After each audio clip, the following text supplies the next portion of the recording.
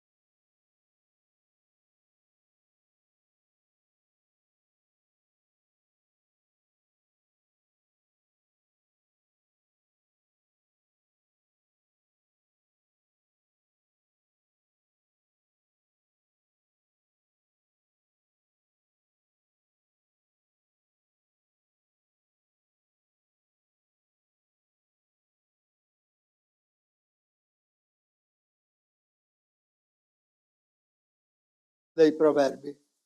Un capitolo 30 che ci farà capire ancora una volta quanto sia importante l'educazione intesa come educare, come far conoscere, aiutare a conoscere, e come ci troveremo di fronte anche a ragionare sul fatto che questa educazione è anche una testimonianza, quindi non basta soltanto educare alla parola di Dio in questo caso, ma bisogna anche con l'esempio osservare quello che la parola dice. Quindi l'esempio è la continuità della testimonianza intesa come parola.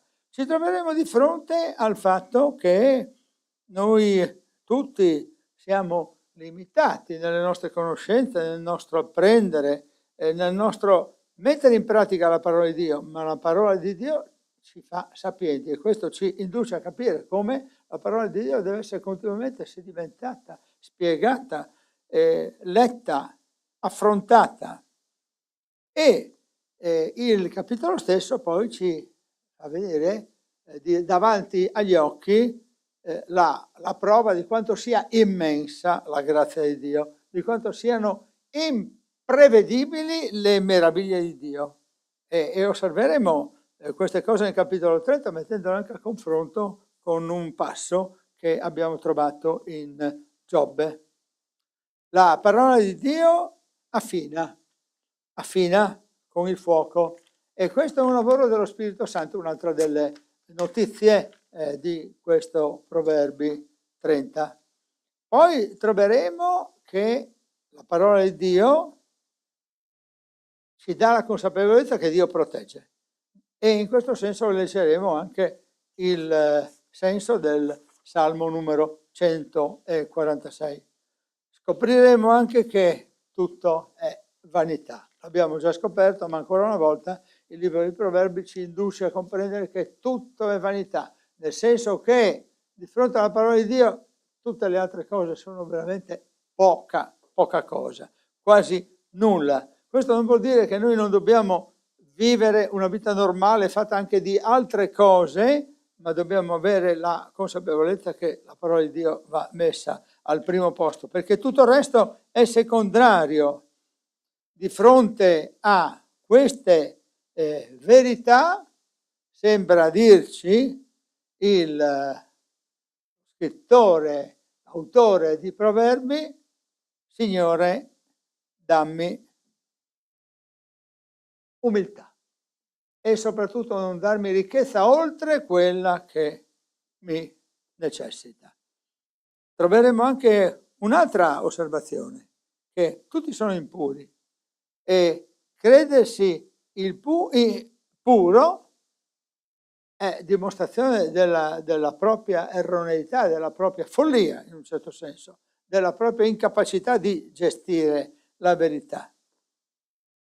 La nostra vita è costruita sul peccato e noi dobbiamo sapere qual è lo strumento che ci aiuta ad uscire dal peccato. Noi dobbiamo capire che il peccato ha un suo controveleno, diciamo. E il controveleno è la parola e la certezza dice l'autore dei Proverbi, della fede in Dio. Noi potremmo dire, dato che viviamo all'indomani del libro storico dei Proverbi, ma siamo nell'era del cristianesimo, la soluzione è Gesù Cristo. Insomma, la parola di Dio è sommamente educativa. Troveremo anche un altro passo che ci induce a pensare che dobbiamo rispettare i genitori. E ancora una volta la conclusione del capitolo ci porta a ragionare sulla bellezza, sulla sovranità, sulla meravigliosa creazione di Dio. Ora, il discorso che anticipa tutto questo deve essere concretizzato appunto con la parola stessa. E io passo alla lettura del capitolo 30 dei Proverbi. Parole di Agur, figlio di Jache, massime pronunciate da quest'uomo per Itiel e Ucal. Certo, io sono più ignorante di ogni altro e non ho l'intelligenza di un uomo, non ho imparato la saggezza e non ho la conoscenza del santo. Chi è salito in cielo e ne è disceso? Chi ha raccolto il vento nel suo pugno? Chi ha racchiuso le acque nella sua veste? Chi ha stabilito tutti i confini della terra? Qual è il suo nome e il nome di suo figlio? Lo sai tu? Ogni parola di Dio è affinata come il fuoco. Egli è uno scudo per chi confida in lui, non raggiungere nulla non aggiungere, scusate, nulla alle sue parole, perché egli non ti rimproveri e tu sia trovato bugiardo. Io ti ho chiesto 2 cose, non me le rifiutare, prima che io muoia, allontana da me vanità e parola bugiarda. Non darmi né povertà né ricchezza, cibami del pane che mi è necessario, perché io, una volta sazio, non ti rinneghi e dica chi è il Signore, oppure diventato povero non rubi e profani il nome del mio Dio. Non calunniare il servo presso il suo padrone, perché egli non ti maledica e tu non abbia a subirne la pena. C'è una razza di gente che maledice suo padre e non benedice sua madre. C'è una razza di gente che si crede pura e non è lavata dalla sua sozzura. C'è una razza di gente che ha occhi molto alteri e le palpebre superbe. C'è una razza di gente i cui denti sono spade e i mascellari sono coltelli per divorare del tutto i miseri sulla terra. La sanguisuga ha 2 figlie che dicono dammi, dammi. Ci sono 3 cose che non si saziano mai, anzi 4 che non dicono mai basta. Il soggiorno dei morti, il grembo sterile, la terra che non si sazia d'acqua, il fuoco che non dice mai basta, l'occhio di chi si beffa del padre e non si degna di ubbidire la madre, lo caveranno i corvi del torrente, lo divoreranno gli aquilotti. Ci sono 3 cose per me troppo meravigliose, anzi 4, che io non capisco. La traccia dell'aquila nell'aria, la traccia del serpente sulla roccia, la traccia della nave in mezzo al mare, la traccia dell'uomo nella giovane. Tale è la condotta della donna adultera. Essa mangia, si pulisce la bocca e dice non ho fatto nulla di male. Per 3 cose la terra trema, anzi per 4, che non può sopportare. Per un servo quando diventa re, per un uomo da nulla quando ha pane e sazietà, per una donna mai chiesta quando giunge a maritarsi, per una serva quando diventa erede della padrona.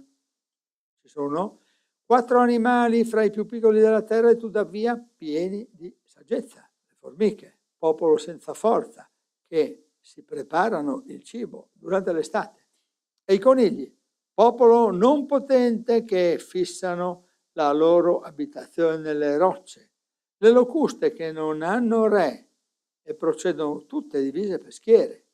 La lucertola che puoi prendere con le mani, eppure si trova nei palazzi del re. Queste 3 creature hanno una bella andatura, anche queste 4 hanno un passo magnifico. Il leone, che è il più forte degli animali e non indietreggia davanti a nessuno, il cavallo dai fianchi serrati, il capro e il re alla testa dei suoi eserciti. Se hai agito da folle cercando di innalzarti, se hai pensato del male, mettiti la mano sulla bocca, perché come chi agita la panna ne fa uscire il burro, chi sbatte il naso ne fa uscire il sangue, così chi spreme l'ira ne fa uscire contese. Amen. Fin qui la parola di Dio e quindi la rilettura di questi preziosi suggerimenti che ci inducono a capire appunto come scrive l'autore, Agur, figlio di Yachè, sono massime pronunziate da quest'uomo per Itiel e per Ucal. Non ho la possibilità di dire, perché il testo non lo dice, chi possono essere. Itiel e Ucal possono essere i suoi studenti, possono essere i suoi figli, possono essere i suoi familiari. Ognuno di noi ha degli Itiel e degli Ucal nella nostra vita, possono essere i nostri vicini di casa come possono essere i nostri familiari. E le parole che vengono da Dio sono parole che servono a insegnare, sono docenze che però non dobbiamo dimenticare si legano a una testimonianza concreta. Dobbiamo mettere in atto con i nostri esempi, con i nostri comportamenti, quella che è la parola, altrimenti rimangono parole vuote se non ci comportiamo di conseguenza. E una delle parole che dobbiamo osservare è che noi dobbiamo essere umili. Questo, io sono più ignorante di ogni altro, non ho intelligenza, non è una dichiarazione di falsa modestia e non è nemmeno una dichiarazione che induca a credere che l'autore di questo testo sia insipiente. L'autore di questo testo ha una potenza, una sapienza propria, la certezza, la consapevolezza che ha bisogno completamente di essere educato e che ha bisogno continuamente di essere educato, completamente di essere educato dalla parola di Dio e continuamente, appunto perché la parola di Dio ha una sua continuità. Quindi non deve essere interpretata erroneamente questa scrittura. Qui l'autore non sta dicendo non seguitevi perché io non capisco niente, sta dicendo io sono consapevole che ho bisogno di sapere ancora, non ho imparato la saggezza e non ho conoscenza del santo. Aperta parentesi, noi oggi abbiamo la conoscenza del santo di Israele, di Gesù Cristo.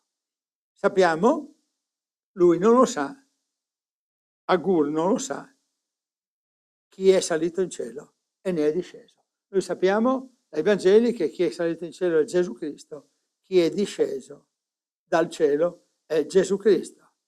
Noi sappiamo che lui ha raccolto il vento in un pugno, c'è un brano celeberrimo del Nuovo Testamento che racconta che Gesù sulle acque del mar di Galilea sedò quelle acque che erano rivolte in tempesta e i suoi discepoli erano timorosi e gli dicevano quasi ma Signore ma non ti rendi conto che noi periamo, non ti importa? E lui dormiva in quel momento lì, si sveglia e sgrida al mare e i discepoli dicono ma chi è questo che sgrida al mare? È il santo che è salito in cielo e che è disceso, colui che è disceso tra di noi per darci la vita eterna e che è salito poi quando è stato il tempo dell'ascensione dopo la sua presenza terrena. Lui ha saputo racchiudere nelle mani le acque, ha stabilito i confini, perché ogni cosa è stata fatta per mezzo di Gesù Cristo, quindi lui è co-creatore e ha stabilito anche i confini delle acque. Ma quel giorno Tiberiade racchiuse le acque nella sua veste. Ha stabilito i confini della terra, il suo nome è Dio, il nome del suo figlio è Gesù Cristo. Il testimone di questo testo, le parole di Agur, il giovane o anziano, non sappiamo, Agur che scrive questo testo non conosce la potenza di Gesù Cristo. Oggi noi la conosciamo. Lui però si interroga e vede profeticamente distante, sembra quasi che ci presenti Gesù Cristo, anticipandolo di molti secoli. Certamente ci troviamo di fronte a un testo che ha una sua potenza cristologica, cioè ci sta facendo vedere con molto anticipo Gesù Cristo e la sua potenza. La parola di Dio che è affinata col fuoco dello Spirito Santo, egli è uno scudo che per chi confida in lui. E allora ecco che non aggiungere nulla alle sue parole. La parola di Dio è completa, non devi aggiungere nulla affinché tu non sia rimproverato, affinché tu non sia considerato bugiardo. C'è un pensiero cristiano che mette in evidenza alcune cose e alcuni dati e alcune informazioni che non appartengono alla Bibbia. Quando si afferma quello che non è scritto sulla Bibbia si è considerati bugiardi, perché la parola di Dio è chiarissima su tutti i ruoli dei personaggi che appaiono nella storia del Vecchio e del Nuovo Testamento. Quindi quando si attribuisce a personaggi, a figure del Nuovo Testamento carattere di divinità, si è falsi, si è bugiardi, e la parola qui sembra proprio anticipare quello che è accaduto poi nel corso della storia, che è stata attribuita a persone che sono state protagoniste nella storia del Nuovo Testamento dei climi, dei ruoli, delle funzioni che non sono indicate nella scrittura. Quindi ogni parola è affinata col fuoco e noi non dobbiamo aggiungere nulla alle parole che sono state affinate col fuoco, altrimenti saremo ritrovati bugiardi e saremo naturalmente rimproverati per la nostra bugia, che è una bugia di vanità. L'autore di questo testo, che sembra quasi un salmo, mi dice: allontana da me il rischio che io possa essere povero o ricco, e soprattutto si interroga di chi è il Signore, si interroga sulla gente che maledice il padre, che non benedice la madre, che non capisce di essere peccatrice.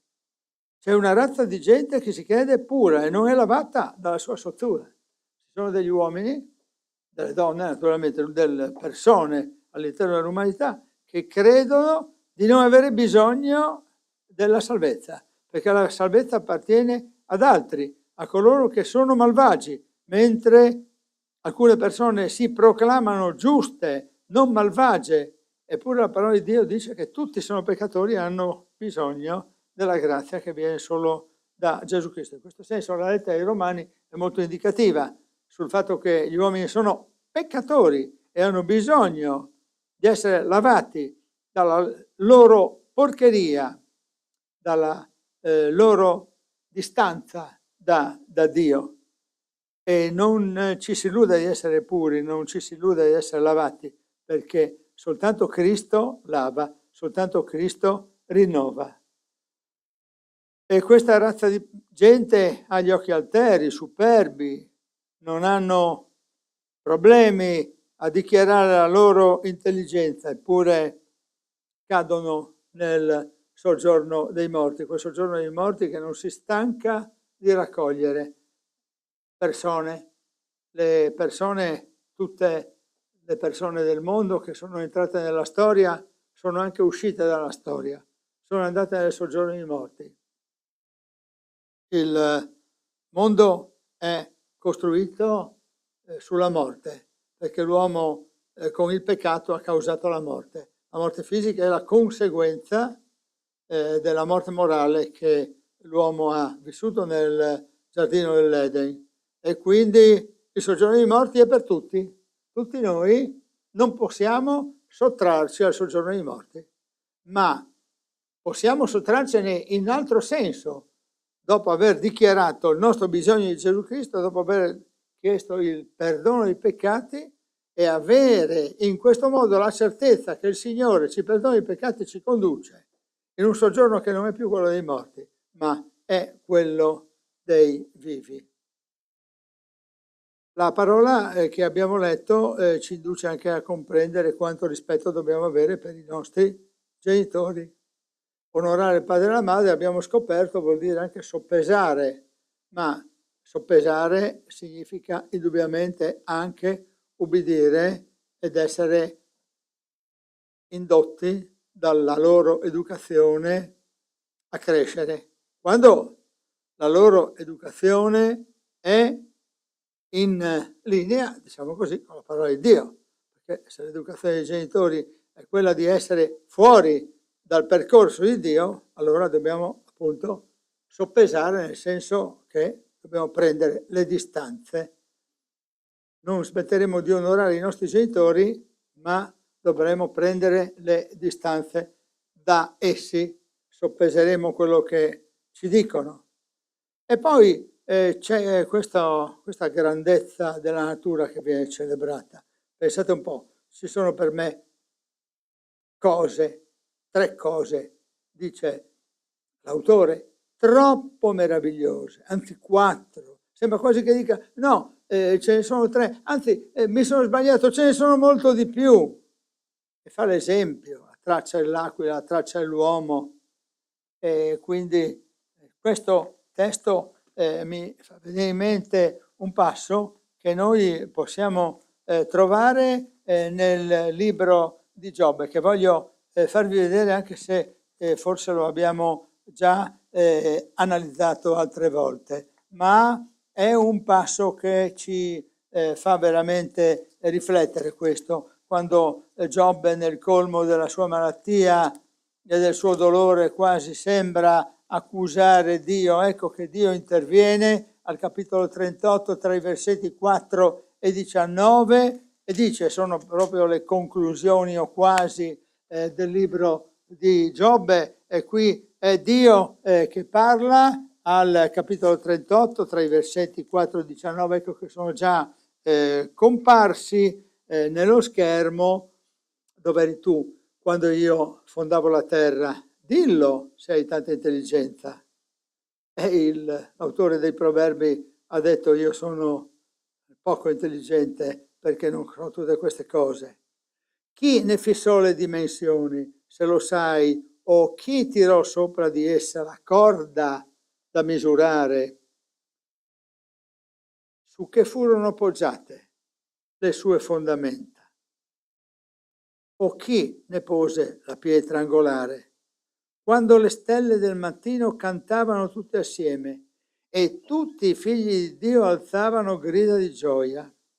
Chi chiuse con porta il mare balzante fuori dal grembo materno?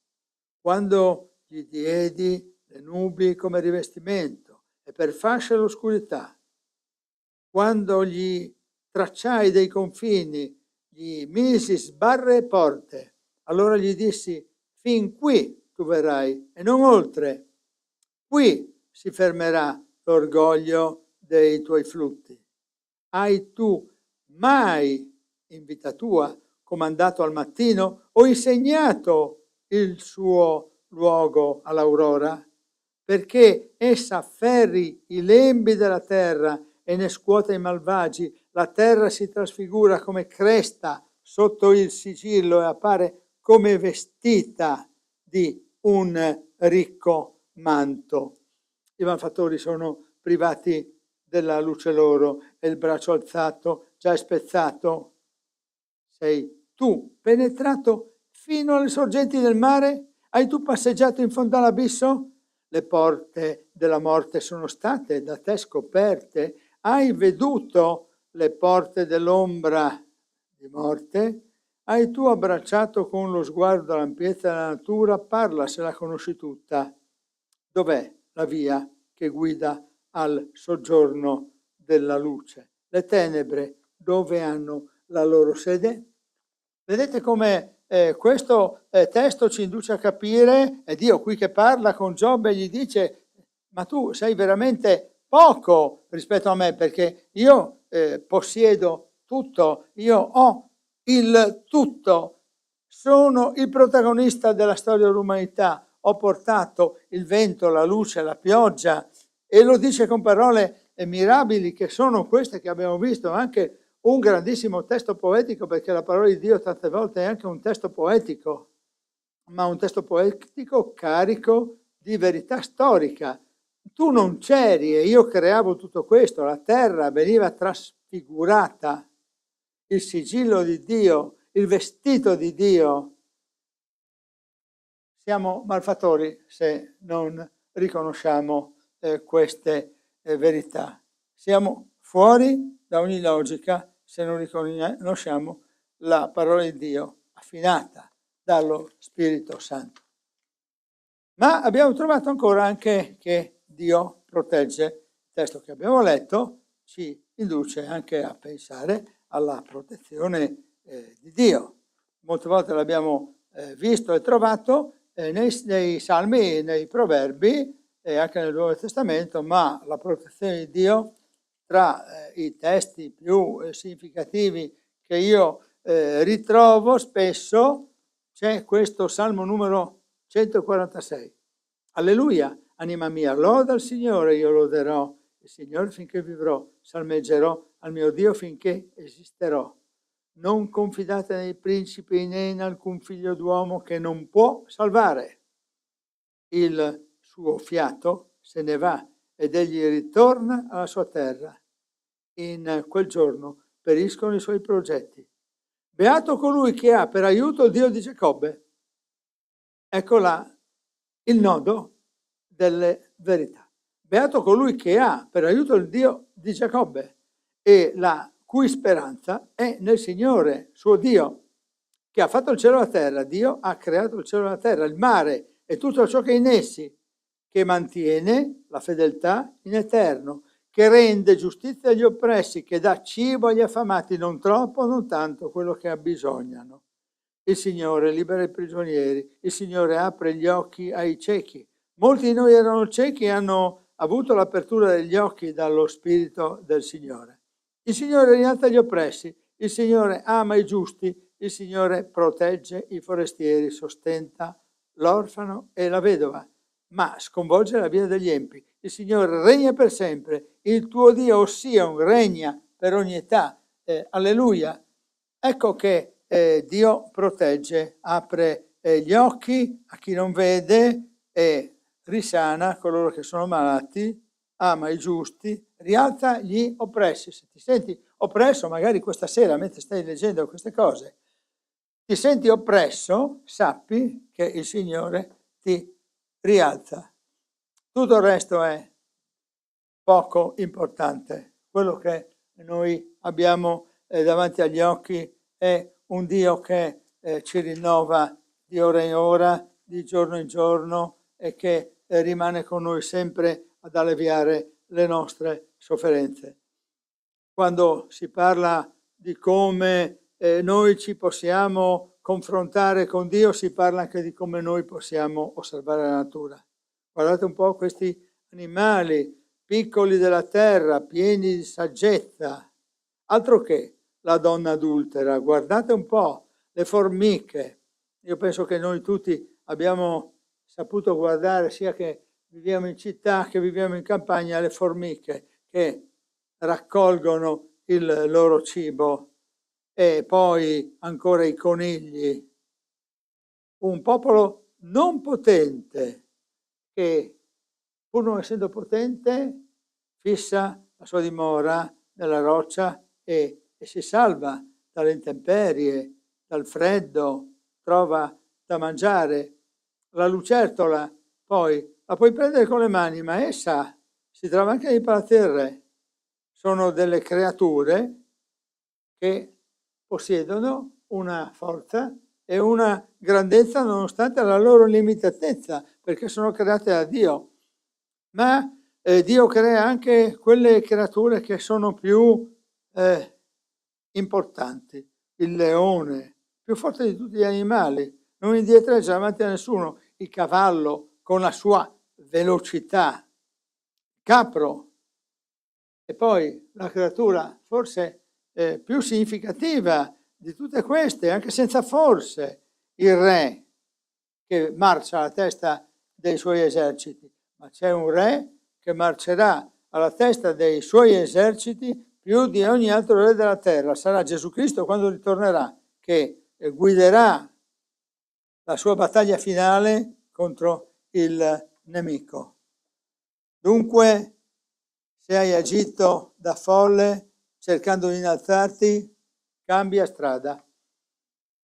Pensa che è tempo di mettere la mano davanti alla bocca, non parlare tanto, ma cercare di essere colui che fa uscire il meglio di se stesso con l'aiuto dello Spirito Santo, con l'aiuto di Dio.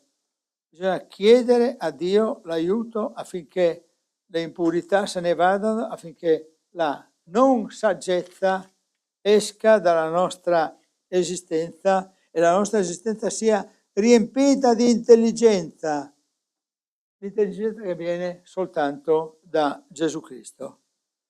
Io penso che possiamo fermarci qui e credo che sia tempo di dare anche l'arrivederci a chi ci segue online. Invece la nostra riunione prosegue per coloro che hanno il collegamento però prima di lasciarci vorremmo pregare.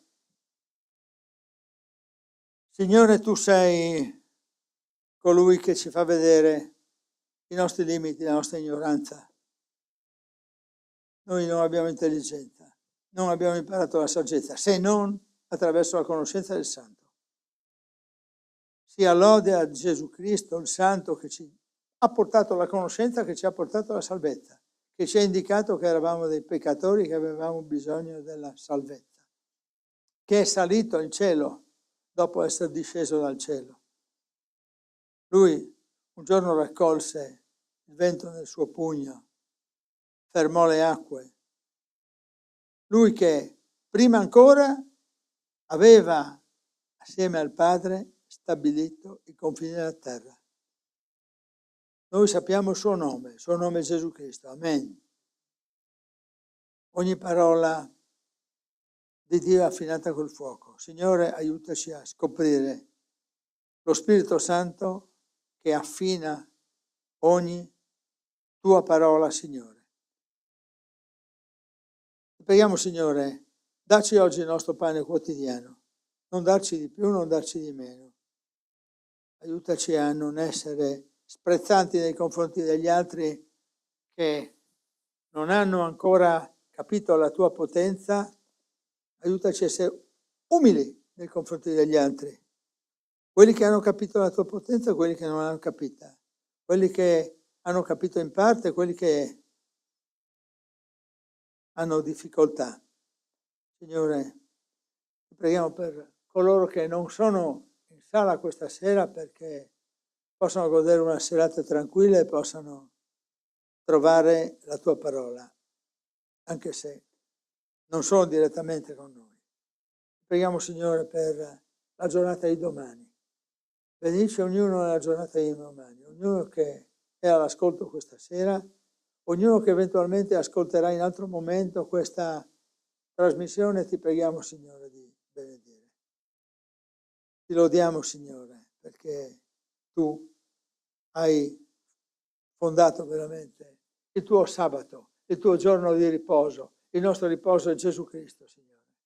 Non abbiamo bisogno di un sabato o di una domenica, abbiamo bisogno di Gesù Cristo e rifugiarci nel suo rifugio e rifugiarsi nel suo riposo. Ti ringraziamo, Signore, perché anche se non siamo saggi, tu ci hai dato alcune conoscenze che ci permettono di dire le cose che sono scritte. Quindi nella tua divina parola, Signore, grazie perché noi siamo diventati anche esecutori della tua parola. Aiutaci a essere sempre più esecutori della tua parola, Signore, e non soltanto ascoltatori.